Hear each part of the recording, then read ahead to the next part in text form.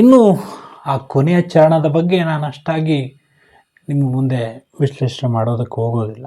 ಅದು ತುಂಬ ಒಂದು ರೀತಿಯ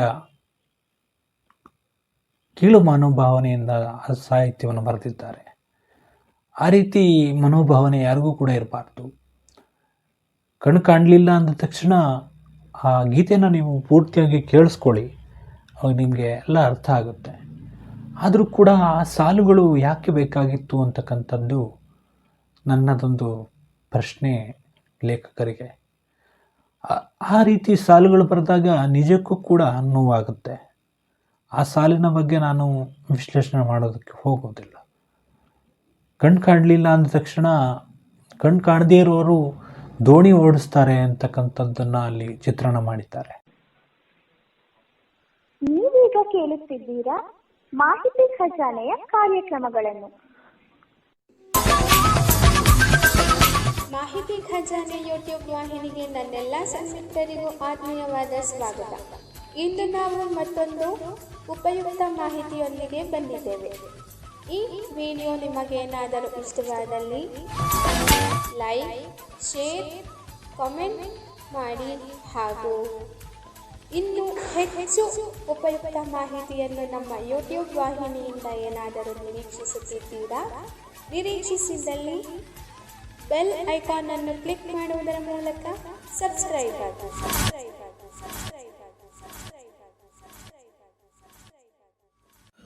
ನಮಸ್ಕಾರ ಸ್ನೇಹಿತರೆ, ಮಾಹಿತಿ ಖಜಾನೆಯ ಇವತ್ತಿನ ಗಾನಯಾನ ವಿವಿಧ ಚಲನಚಿತ್ರ ಗೀತೆಗಳ ವಿಶ್ಲೇಷಣಾತ್ಮಕ ಕಾರ್ಯಕ್ರಮಕ್ಕೆ ಪ್ರೀತಿಯ ಸ್ವಾಗತ.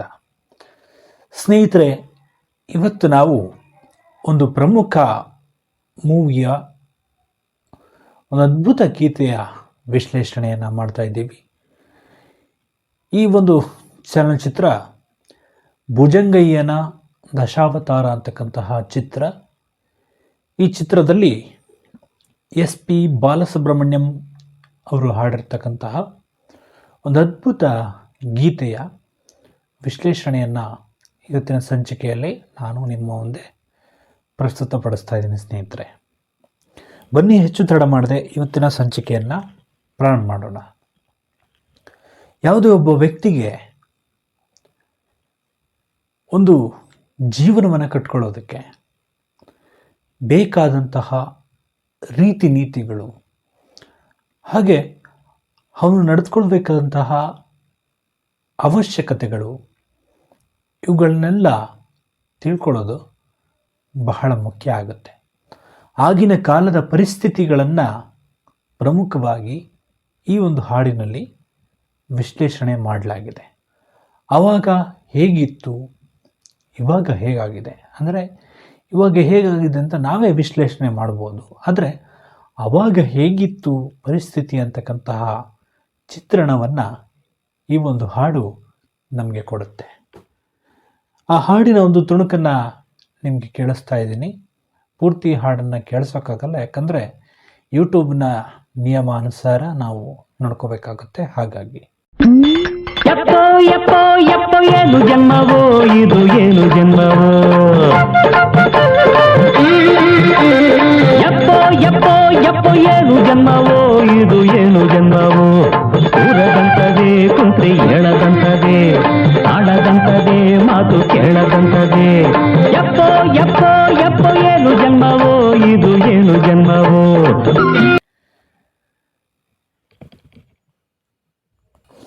ಗೀತೆಯನ್ನು ಹಂಸಲೇಖ ಅವರು ರಚನೆ ಮಾಡಿದ್ದಾರೆ. ಸಂಗೀತ ಕೂಡ ಹಂಸಲೇಖ ಅವರದೇ. ಯಪ್ಪೋ ಯಪ್ಪೋ ಏನು ಜನ್ಮವೋ ಅಂತಕ್ಕಂತಹ ಪಲ್ಲವಿಯೊಂದಿಗೆ ಗೀತೆ ಆರಂಭವಾಗುತ್ತೆ. ನಮಗೆಲ್ಲರಿಗೂ ಕೂಡ ಜನ್ಮ ನೀಡ್ತಕ್ಕಂಥದ್ದು ತಾಯಿ. ಆ ತಾಯಿಯ ಮಮತೆ ಅಂತಕ್ಕಂಥದ್ದು ಪ್ರತಿಯೊಬ್ಬರಿಗೂ ಸಿಕ್ಕಿರುತ್ತೆ. ಕೆಲವರು ಬಾಲ್ಯದಲ್ಲಿಯೇ ತಮ್ಮ ತಂದೆ ತಾಯಿಗಳನ್ನು ಕಳ್ಕೊಂಡಿರ್ತಾರೆ. ಆದರೂ ಕೂಡ ಕೆಲವರು ನಿರಾಶೆಯಿಂದ ನಮ್ಮದು ಒಂದು ಜೀವನನ ಅಂತಕ್ಕಂಥದ್ದು ಅಥವಾ ಆತ್ಮಹತ್ಯೆ ಮಾಡ್ಕೊಳ್ತಕ್ಕಂಥದ್ದು ಇಂತಹ ಸನ್ನಿವೇಶಗಳಿಗೂ ಕೂಡ ಒಂದು ಕೈಗನ್ನಡಿಯಾಗಿ ನಿಲ್ತಕ್ಕಂತಹ ಗೀತೆ ಇದಾಗಿದೆ. ಕೂರದಂಥದೇ ಕುಂತ್ರೆ ಏಳದಂಥದೇ ಅಂತಕ್ಕಂಥ ಪಲ್ಲವಿಯ ಭಾಗ ನೋಡಿ. ಈ ಜನ್ಮ ಅಂತಕ್ಕಂಥದ್ದು ಇದು ಎಂಥ ಜನ್ಮವೋ ನನಗಂತೂ ಅರ್ಥ ಆಗ್ತಾ ಇಲ್ಲ. ಕೂತ್ಕೊಂಡ್ರೆ ಕೂತ್ಕೊಳ್ಳೋಕ್ಕೂ ಬಿಡಲ್ಲ, ಎದ್ರೆ ಹೇಳಕ್ಕೂ ಬಿಡಲ್ಲ. ಹಾಗೆ ಆಗಿದೆ ನಮ್ಮ ಜೀವನ. ಈಗ ನಾವೇನೋ ಒಂದು ಮಾಡೋದಕ್ಕೆ ಹೊರಟಿದ್ದೀವಿ ಅಥವಾ ಏನೋ ಒಂದು ಕಾರ್ಯವನ್ನು ಮಾಡ್ತೀವಿ ಅಂದ ತಕ್ಷಣ ಅಲ್ಲಿ ಅಡೆತಡೆಗಳು ಇದ್ದೇ ಇರ್ತವೆ. ಆ ಅಡೆತಡೆಗಳನ್ನು ಮೀರಿ ನಡೀತಕ್ಕಂಥದ್ದು ನಮ್ಮೆಲ್ಲರ ಒಂದು ಮುಂದಿರುವಂತಹ ಸವಾಲು ಅಂತಲೇ ಹೇಳ್ಬೋದು. ಎಷ್ಟೋ ಜನರಿಗೆ ತಮ್ಮ ಆಸೆ ಆಕಾಂಕ್ಷೆಗಳನ್ನು ಈಡೇರಿಸ್ಕೊಳ್ಳೋದಕ್ಕೆ ಅವಕಾಶನೇ ಇರಲ್ಲ. ಹಾಗೆ ಈ ಒಂದು ಜನ್ಮ ಅಂತಕ್ಕಂಥದ್ದು ಹೀಗೆ ನಮ್ಮನ್ನು ತೊಳಲಾಡಿಸುತ್ತೆ. ಒಂದು ಕಡೆ ನೆಮ್ಮದಿಯಿಂದ ಇರೋದಕ್ಕೆ ಬಿಡೋದಿಲ್ಲ, ಅಥವಾ ನಮ್ಮ ಗುರಿಯನ್ನು ಮುಟ್ಟೋದಕ್ಕೆ ಅದು ಅವಕಾಶವನ್ನು ಕಲ್ಪಿಸ್ಕೊಡೋದಿಲ್ಲ, ಅಥವಾ ಏನೋ ಒಂದು ನಿರಾಸೆ, ನನಗೆ ಬದುಕು ಬೇಡ ಅಂತಕ್ಕಂತಹ ತೀರ್ಮಾನ ಮಾಡಿಕೊಳ್ಳತಕ್ಕಂಥದ್ದು. ಇವೆಲ್ಲವೂ ಕೂಡ ಮಾನವನ ಒಂದು ಪ್ರಮುಖವಾದ ಅಂಶ ಅಂತಲೇ ಹೇಳ್ಬೋದು. ಮಾನವನ ಜೀವನದಲ್ಲಿ ಇವೆಲ್ಲವೂ ಕೂಡ ಒಂದು ಕ್ಷಣ ಹಾಗೆ ಕನ್ನಡಿಯ ರೀತಿಯಲ್ಲಿ ನಮ್ಮ ಕಣ್ಣ ಮುಂದೆನೇ ಬರ್ತವೆ, ಕಣ್ಣು ಮುಂದೆನೇ ಮಾಯ ಆಗ್ತವೆ. ಆಡದಂಥದ್ದೇ ಮಾತು ಕೇಳದಂಥದ್ದೇ ನೋಡಿ. ಹಾಗೆ ಅಲ್ವಾ, ಏನಾದರೂ ಒಂದು ಮಾಡಬೇಕು ಅಥವಾ ಏನಾದರೂ ಒಂದು ಮುನ್ನೆಲೆಗೆ ತಗೊಬರಬೇಕು ಅಂದರೆ ನಮ್ಮ ಮಾತನ್ನು ನಮ್ಮ ಮನಸ್ಸು ಕೇಳೋದಿಲ್ಲ. ಇದಿಷ್ಟೇ ಅಲ್ಲ, ನಮ್ಮ ಜನ್ಮದಲ್ಲೂ ಕೂಡ ಅನೇಕರು ಒಂದು ರೀತಿಯ ಮೂಢನಂಬಿಕೆಯಲ್ಲಿರ್ತಾರೆ. ಏನೋ ಒಂದು ಜಾತಕ ದೋಷ ಇರ್ಬೋದು ಅಂತಕ್ಕಂತಹ ಒಂದು ಕಲ್ಪನೆಗಳು, ಇವೆಲ್ಲವೂ ಕೂಡ ಮನುಷ್ಯನ ಜೀವನದಲ್ಲಿ ಒಂದಲ್ಲ ಒಂದು ರೀತಿಯಲ್ಲಿ ಕಾಡ್ತಕ್ಕಂತಹ ಒಂದು ಯಕ್ಷ ಪ್ರಶ್ನೆ. ಯಾಕಂದರೆ ಕೆಲವ್ರಿಗೆ ಏನೋ ಒಂದು ತೊಂದರೆ ಇರುತ್ತೆ, ಆ ತೊಂದರೆಯನ್ನೇ ದೊಡ್ಡದಾಗಿ ಮಾಡಿಕೊಂಡು ತಮ್ಮ ಜೀವನವನ್ನೇ ನಾಶ ಮಾಡ್ಕೊಳ್ತಕ್ಕಂಥದ್ದು, ಅಥವಾ ನಾನು ಇನ್ನು ಬದುಕೋದಿಲ್ಲ ಅಂತಕ್ಕಂತಹ ತೀರ್ಮಾನಗಳು, ಯಾರಿಗೋಸ್ಕರನೋ ಅಂತಕ್ಕಂತಹ ಒಂದು ಜೀವನವನ್ನು ಮುಡಿಪಾಗಿಡ್ತಕ್ಕಂಥದ್ದು, ಕೊನೆಗೆ ಅವರು ಬಿಟ್ಟೋಗ್ತಕ್ಕಂಥದ್ದು, ಎಲ್ಲವೂ ಕೂಡ ಬೇಡ ಸ್ನೇಹಿತರೆ. ನಮ್ಮ ಜೀವನದಲ್ಲಿ ಎಷ್ಟು ಸಾಧ್ಯವೋ ಅಷ್ಟು ನಾವು ಒಳ್ಳೆಯದನ್ನು ಮಾಡೋಣ. ಆ ಜನ್ಮ ಅಂತಕ್ಕಂಥದ್ದು ತಾಯಿ ಕೊಟ್ಟದ್ದು ನಮಗೆ ಭಿಕ್ಷೆ. ಆ ಭಿಕ್ಷೆಯನ್ನು ನಾವು ಏನು ಮಾಡಬೇಕು, ಆ ತಾಯಿಯ ಋಣವನ್ನು ಸಾಧ್ಯವಾದರೆ ತೀರಿಸಬೇಕು. ಇಲ್ಲ, ನಮಗೆ ಸಾಧ್ಯ ಆಗೋದಿಲ್ಲ. ಯಾಕಂದರೆ ಆಕೆಯ ಋಣವನ್ನು ತೀರಿಸೋದಕ್ಕೆ ನಮ್ಮಿಂದ ಇನ್ನೊಂದು ಜನ್ಮ ಎತ್ತಿ ಬಂದರೂ ಕೂಡ ಸಾಧ್ಯ ಆಗೋದಿಲ್ಲ. ಅಷ್ಟು ಕಷ್ಟಪಟ್ಟಿರ್ತಾರೆ ತಂದೆ ತಾಯಿ ಇಬ್ಬರೂ ಕೂಡ. ಯಾಕಂದರೆ ಇಬ್ಬರು ಕೈ ಜೋಡಿಸಿದಾಗ ಮಾತ್ರವೇ ಒಬ್ಬ ವ್ಯಕ್ತಿಯ ಜೀವನ ಮುನ್ನೆಲೆಗೆ ಬರೋದಕ್ಕೆ ಸಾಧ್ಯ. ಇನ್ನು ಅಪ್ಪ ಅಮ್ಮ ಇಲ್ಲದೆ ಇರ್ತಕ್ಕಂಥವರು, ಅವರು ಬೇರೊಂದು ರೀತಿಯಲ್ಲಿ ತಮ್ಮ ಬದುಕನ್ನು ಕಷ್ಟದಿಂದ ನೋವಿನಿಂದ ಕಟ್ಕೊಂಡಿರ್ತಾರೆ. ಅಂತಹ ವ್ಯಕ್ತಿಗಳು ನಿಜಕ್ಕೂ ಕೂಡ ನನ್ನ ಪ್ರಕಾರ ಪುಣ್ಯವಂತರು ಅನ್ನೋದಕ್ಕಿಂತ ಅವರೊಬ್ಬ ನೋವಿನಿಂದ ಬಂದಂತಹ ಪುಣ್ಯವಂತರು ಅಂತ ನಾನು ಹೇಳ್ತೀನಿ. ಯಾಕಂದರೆ ಅಂತಹ ಒಂದು ಜನ್ಮ ಯಾರಿಗೂ ಬೇಡ. ಆ ತಂದೆ ತಾಯಿಯ ಪ್ರೀತಿ ಸ್ನೇಹ ಅಂತಕ್ಕಂಥದ್ದು ಸಿಗಲಿಲ್ಲ ಅಂದರೆ ಖಂಡಿತವಾಗಲೂ ಮನುಷ್ಯನಿಗೆ ಆತನ ಅಥವಾ ಆಕೆಯ ಜೀವನ ಪೂರ್ಣಗೊಳ್ಳೋದಕ್ಕೆ ಸಾಧ್ಯನೇ ಇಲ್ಲ. ಕಂಡ ಹೆಣ್ಣಿನಂದ ನೋಡಬೇಡ ಅಂದನೊಬ್ಬನು, ಈ ಚರಣದ ಭಾಗ ಇದು. ನಮಗೆ ಒಂದು ರೀತಿಯ ಆಸೆ ಪ್ರತಿಯೊಬ್ಬರಿಗಿರುತ್ತೆ. ಯಾರ್ದೋ ಮನೆಯ ವಿಷಯವನ್ನು ಮಾತನಾಡ್ತಕ್ಕಂಥದ್ದು, ಕಂಡಂತಹ ಹೆಣ್ಣು ಮಕ್ಕಳಿಗೆ ಕಾಳ ಅಂತ ಹೇಳ್ತಾರೆ. ಬಟ್ ಇದು ಎಷ್ಟು ಸರಿ ಅಂತ ಗೊತ್ತಿಲ್ಲ. ಆದರೂ ಕೂಡ ಅದು ಆಗ್ತಕ್ಕಂಥದ್ದು ಅಥವಾ ಹೆಣ್ಣಿನ ಒಂದು ಮನಸ್ಸಿಗೆ ನೋವುಂಟು ಮಾಡ್ತಕ್ಕಂಥದ್ದು, ಅಥವಾ ಅದು ಸರ್ವೇ ಸಾಮಾನ್ಯವಾಗಿ ಬರೀ ಗಂಡಸರು ಮಾತ್ರ ಮಾಡ್ತಾರೆ ಅಂತ ನಾನು ಹೇಳೋದಿಲ್ಲ. ಇಲ್ಲಿ ಗಂಡು ಮಕ್ಕಳು ಕೂಡ ಮಾಡ್ತಾರೆ, ಹೆಣ್ಮಕ್ಳು ಕೂಡ ಮಾಡ್ತಾರೆ. ಅವರಿಗೆ ಹೇಗೆ ಬೇಕೋ ಹಾಗೆ ಅವರನ್ನು ಬಳಸ್ಕೊಳ್ತಾರೆ. ಈಗ ಪ್ರೇಮಿಗಳಿರ್ತಾರೆ, ಪ್ರೀತಿಸ್ತಾರೆ, ಜೊತೆಗೆ ಮತ್ತೊಬ್ಬರನ್ನು ವಿವಾಹ ಆಗ್ತಾರೆ. ಅದೆಷ್ಟು ಸರಿ ಅಂತಕ್ಕಂಥದ್ದನ್ನು ಅದು ಅವರೇ ಕೇಳ್ಕೋಬೇಕಾಗತ್ತೆ. ಯಾಕಂದರೆ ಇಂತಹ ಸನ್ನಿವೇಶಗಳು ಬಂದಾಗ ಒಂದು ಕಂಡ ಹೆಣ್ಣು ಮಕ್ಕಳಿಗೆ ತೊಂದರೆ ಕೊಡ್ತಕ್ಕಂಥದ್ದು, ಅವರಿಗೆ ನೋವು ಮಾಡ್ತಕ್ಕಂಥದ್ದು, ಅಥವಾ ಬೇರೆ ಒಂದು ಜೀವಕ್ಕೆ ಆ ನೋವು ತರ್ತಕ್ಕಂಥದ್ದು ಹೆಣ್ಣು ಮಕ್ಕಳಾಗಿರ್ಬೋದು, ಗಂಡು ಮಕ್ಕಳಾಗಿರ್ಬೋದು. ಬಟ್ ಈ ಗೀತೆಯಲ್ಲಿ ಹೆಣ್ಣು ಮಕ್ಕಳ ಬಗ್ಗೆ ಹೇಳಿದ್ದಾರೆ. ಆದರೆ ಇದು ವಾಸ್ತವ ಸ್ಥಿತಿಯಲ್ಲಿ ಹಾಗಿಲ್ಲ. ಹೆಣ್ಣು ಕೂಡ ಹಾಗೆ ಇದ್ದಾರೆ, ಹೆಣ್ಮಕ್ಳು ಕೂಡ ತಮಗೆ ಹೇಗೆ ಬೇಕೋ ಹಾಗೆ ಬಳಸ್ಕೊಳ್ಳುವಂಥವರು ಕೂಡ ನಮ್ಮಲ್ಲಿ ಸಮಾಜದಲ್ಲಿ ಇದ್ದಾರೆ. ಬಟ್ ಎಲ್ಲರೂ ಕೂಡ ಹಾಗೆ ಇದ್ದಾರೆ ಅಂತ ನಾನು ಹೇಳೋದಿಲ್ಲ. ಆದರೆ ಇದು ನಿಜ ಸಂಗತಿ. ನಾನು ನಿಜ ಸಂಗತಿಯನ್ನು ಮಾತ್ರ ನಿಮ್ಮ ಜೊತೆ ಹಂಚ್ಕೊಳ್ತೀನಿ. ಯಾಕಂದರೆ ಈ ಗೀತೆಯನ್ನು ಕೇಳಿದಾಗ ನಿಜಕ್ಕೂ ನನಗೆ ಒಂದು ರೀತಿಯ ಪ್ರಶ್ನೆ ಕಾಡಿದ್ದು, ಎಲ್ಲರಲ್ಲೂ ಕೂಡ ತಪ್ಪಿದೆ, ಆ ತಪ್ಪನ್ನು ಮುಚ್ಚಿ ಹಾಕಿಕೊಳ್ಳುವಂತಹ ಪ್ರಯತ್ನವನ್ನು ಎಲ್ಲರೂ ಮಾಡ್ತಾಯಿದ್ದೀವಿ. ನಾನು ಸೇರಿದ ಹಾಗೆ ಪ್ರತಿಯೊಬ್ಬರಷ್ಟೇ. ಯಾರು ಕೂಡ ತಪ್ಪು ಮಾಡದೆ ಎಲ್ಲ ಕೂಡ ಸರಿಯಾದವರು ಯಾರೂ ಇಲ್ಲ ಪ್ರಪಂಚದಲ್ಲಿ.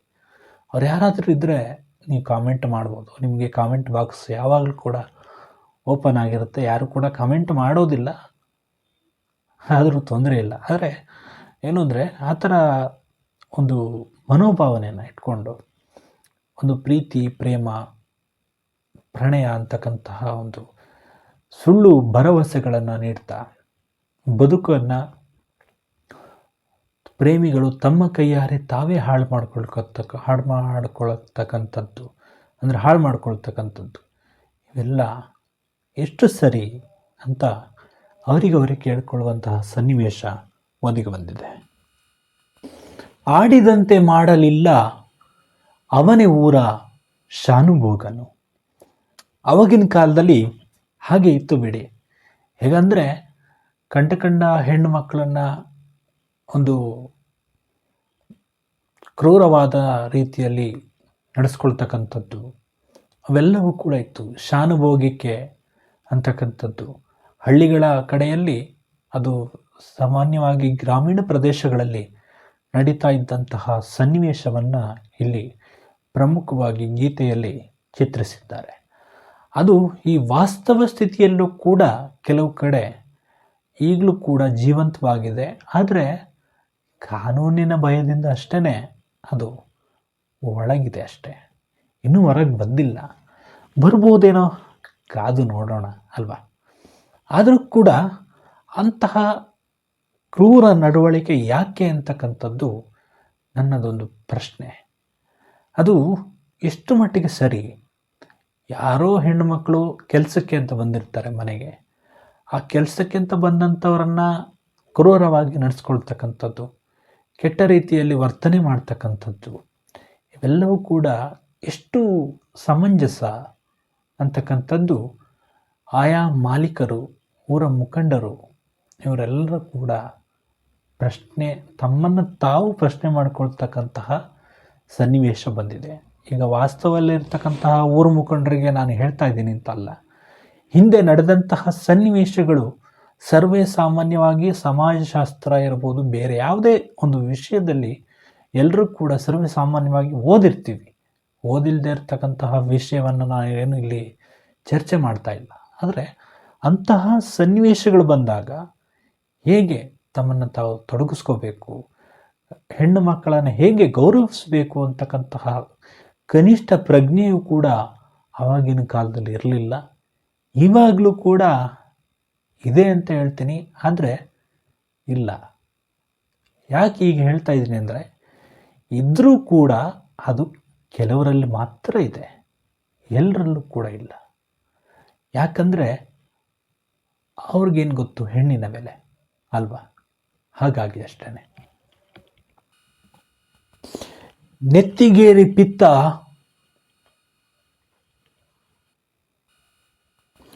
ಹೋದ ಮಾಯ ಸುತ್ತ ಹೊತ್ತುಕೊಂಡು ಕಾಮಣ್ಣನ.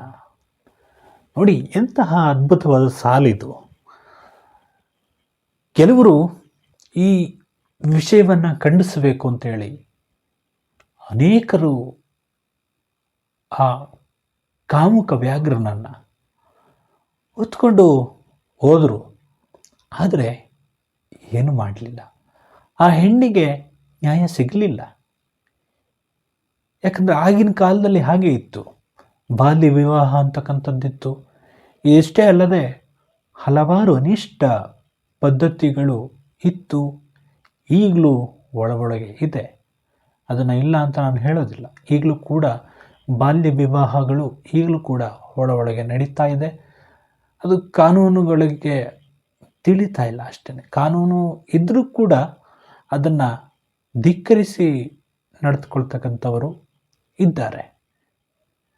ಆದರೂ ಕೂಡ ಇಂತಹ ಕಾಮಣ್ಣ ಅಂತಕ್ಕಂತಹ ವ್ಯಕ್ತಿ ಏನು, ಆ ಕಾಮುಕ ಏನಿದ್ದಾನೆ ಆತನನ್ನು ನೆತ್ತಿಗೇರಿ ಪಿತ್ತ ಎಲ್ಲರಿಗೂ ಕೂಡ ನೆತ್ತಿಗಿರುತ್ತೆ. ಸರ್ವಸಾಮಾನ್ಯವಾಗಿ ಈ ರೀತಿ ತೊಂದರೆಗಳು ಆದಾಗ, ಹೆಣ್ಣಿಗೆ ತೊಂದರೆ ಆದಾಗ ಎಲ್ರಿಗೂ ಕೂಡ ನೋವಾಗುತ್ತೆ.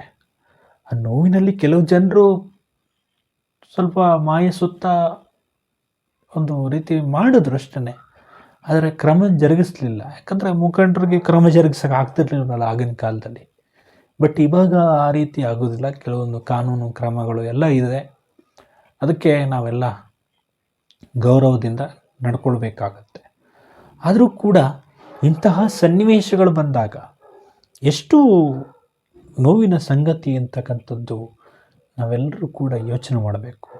ನಾವು ಇವತ್ತು ಪ್ರಜ್ಞಾವಂತರಾಗಿದ್ದೀವಿ, ಒಂದಷ್ಟು ತಿಳ್ಕೊಂಡಿದ್ದೀವಿ, ಅಷ್ಟು ಇಷ್ಟು ಕಲಿತಾ ಇದ್ದೀವಿ ಅಂದರೆ ಎಲ್ಲರೂ ಜೊತೆಗೂಡಿ ಕಲಿತಾ ಇದ್ದೀವಿ. ಹೆಣ್ಣು ಮಕ್ಕಳು, ಗಂಡು ಮಕ್ಕಳು ಎಲ್ಲರೂ ಕೂಡ ಜೊತೆಗೆ ಶಿಕ್ಷಣವನ್ನು ಮಾಡ್ತಾ ಇದ್ದೀವಿ ಅಂದರೆ ಅದು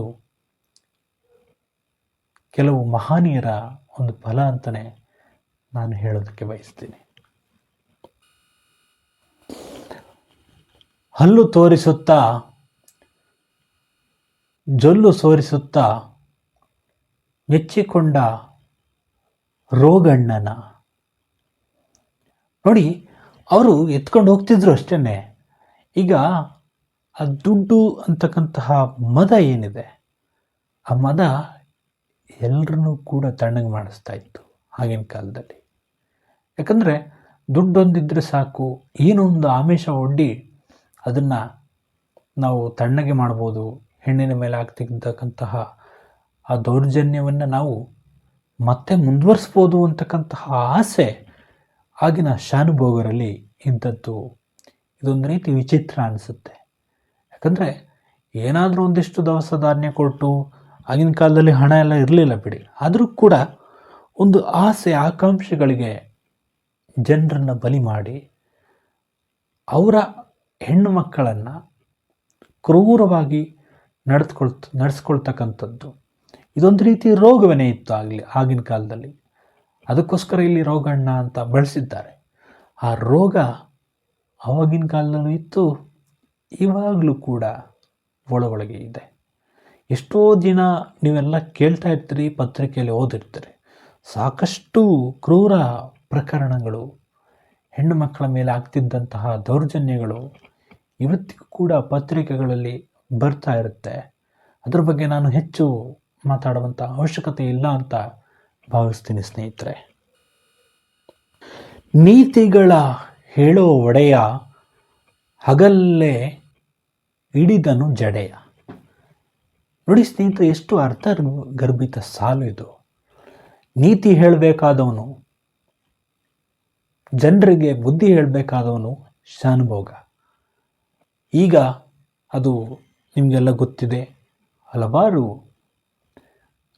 ನಾಯಕರುಗಳು ಅಥವಾ ಅವ್ರ ಬಗ್ಗೆ ನಾವು ಮಾತಾಡುವಂಥ ಅಧಿಕಾರ ನಮಗಿಲ್ಲ. ಆದರೂ ಕೂಡ ಅಂತಹ ಸನ್ನಿವೇಶಗಳು ಆ ಶಾನುಭೋಗಿಕೆ ಅಂತಕ್ಕಂತಹ ಆ ಊರಿನ ಮುಖಂಡರು ಏನಿದ್ರು ಅವರು ನೀತಿ ಹೇಳಬೇಕಾದವರು.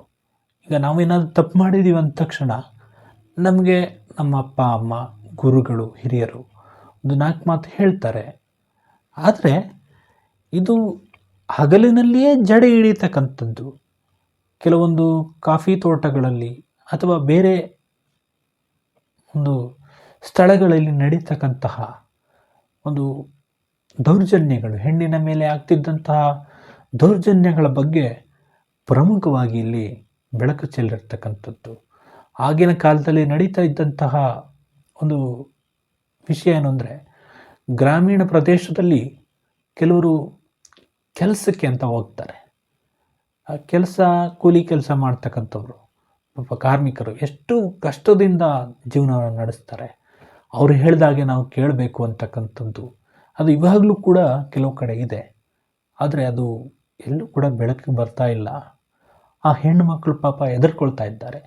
ಏನು ಹೇಳೋದಕ್ಕಾಗ್ತಾ ಇಲ್ಲ, ಬಿಡೋದಕ್ಕೂ ಆಗ್ತಾ ಇಲ್ಲ. ಉತ್ತರ ಕರ್ನಾಟಕದಲ್ಲಿ ಇವತ್ತಿಗೂ ಕೂಡ ಕೆಲವು ಕಡೆ ಅದು ಜೀವಂತವಾಗಿದೆ. ಆದರೂ ಕೂಡ ಅವ್ರಿಗೆ ಏನು ಹೇಳ್ಕೊಳ್ಳೋಕ್ಕಾಗ್ತಿಲ್ಲ. ಹೇಗೋ ನನ್ನ ಜೀವನ ಸಾಗಿದ್ರೆ ಸಾಕು, ಏನಾದರೂ ಆಗಲಿ ಅಂತಕ್ಕಂಥದ್ದು ಆ ಹೆಣ್ಣು ಮನಸ್ಸಿನ ಭಾವನೆ. ಆ ಭಾವನೆಯನ್ನು ಬಿಟ್ಟು ಒಂದು ಕಾನೂನು ಕ್ರಮವನ್ನು ಜರುಗಿಸಿದಾಗ ನಿಜವಾಗ್ಲೂ ಸಮಾಜದಲ್ಲಿ ಇಂತಹ ಕಾಮುಕ ವ್ಯಾಘ್ರರೇನಿದ್ದಾರೆ ಅವರು ತಮ್ಮ ಹುಟ್ಟನ್ನು ಅಡಗಿಸಿಕೊಳ್ಳೋದಕ್ಕೆ ಸಾಧ್ಯ ಆಗುತ್ತೆ ಅನ್ನೋದು ನನ್ನ ಒಂದು ವೈಯಕ್ತಿಕ ಅಭಿಪ್ರಾಯ.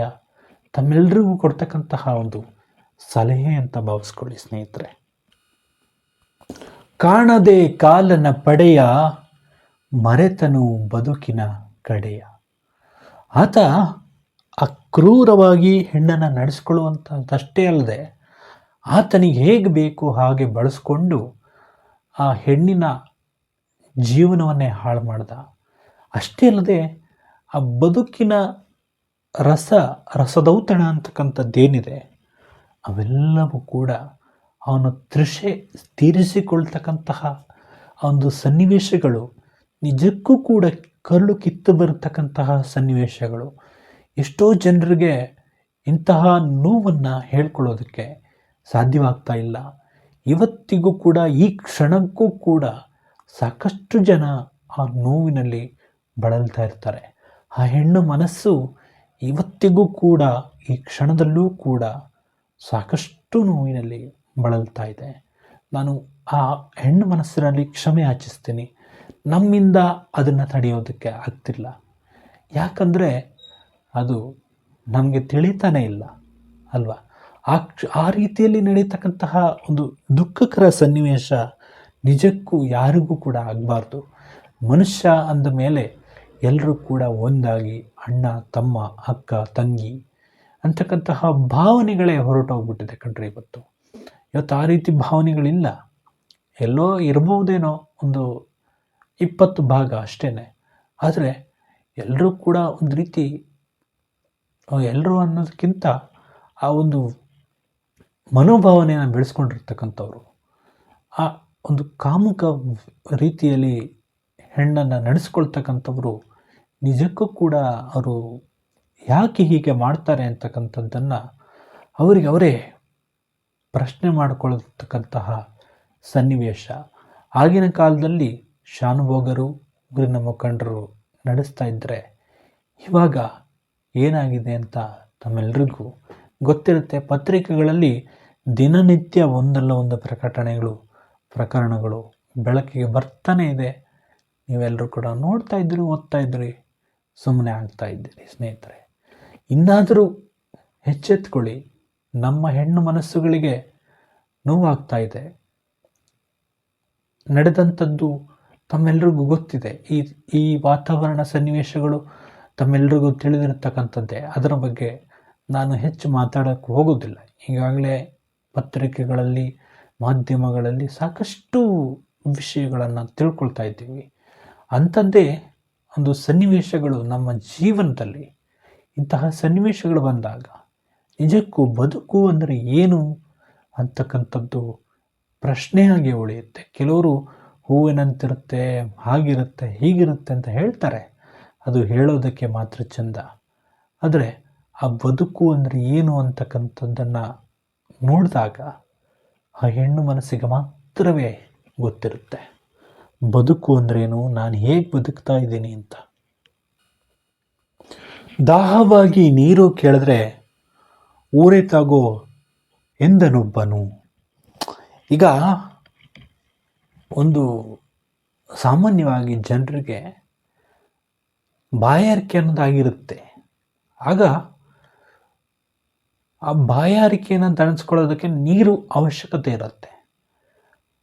ಆ ನೀರನ್ನು ಕೂಡ ಬದಲು, ಇಲ್ಲ ನಿನ್ನ ಹೆಸರಿಗೆ ಜಾಗ ಅಂತ ಬರ್ಕೊಟ್ಬಿಡ್ತೀನಿ, ಇನ್ನು ಅಲ್ಲೇ ಇದ್ಬಿಡು, ಇದು ನಿಂದಿ ಊರು ಅಂತಕ್ಕಂಥ ಆಮಿಷಗಳು, ನೀರನ್ನೇ ಕೊಡದೆ ಇರ್ತಕ್ಕಂಥದ್ದು.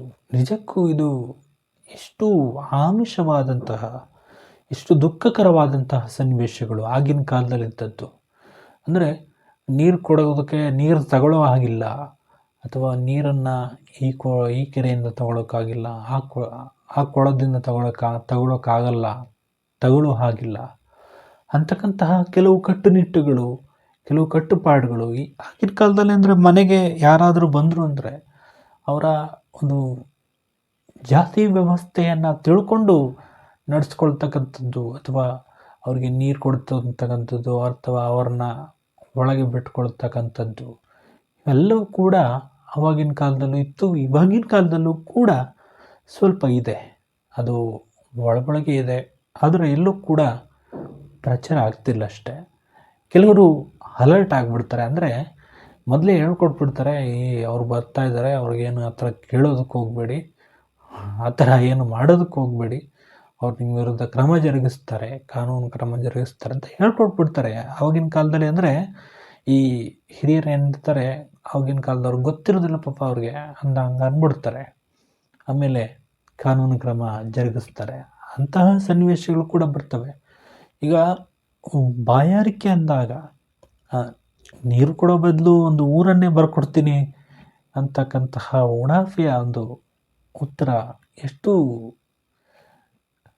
ಸಮಂಜಸ ಅಂತಕ್ಕಂಥದ್ದನ್ನು ನೀವು ಯೋಚನೆ ಮಾಡಬೇಕು. ಅಸಮಂಜಸ ಅಂತನೂ ಯೋಚನೆ ಮಾಡಬೇಕು, ಸಮಂಜಸ ಅಂತಕ್ಕೂ ನಾವು ಯೋಚನೆ ಮಾಡಬೇಕಾಗತ್ತೆ.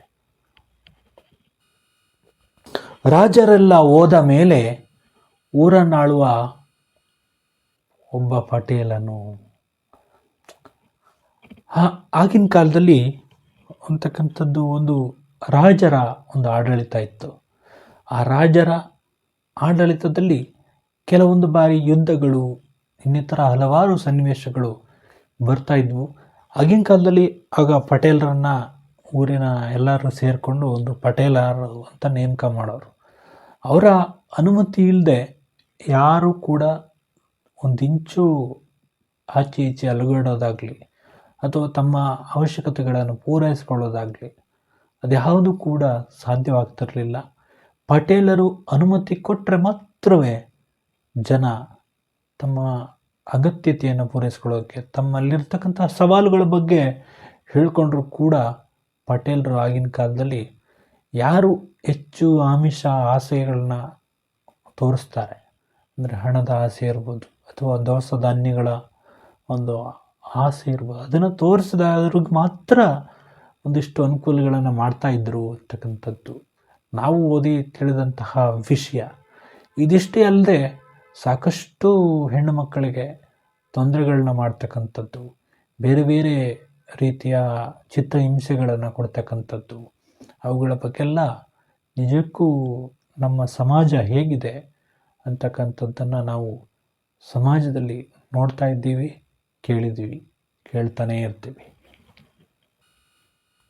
ಶೆಟ್ಟಿಗಿಂತ ಗಟ್ಟಿ ದುಡ್ಡು ಗಂಟ ಗಟ್ಟಿ ಹೊತ್ತುಕೊಂಡ ಲೋಬಣ್ಣನ.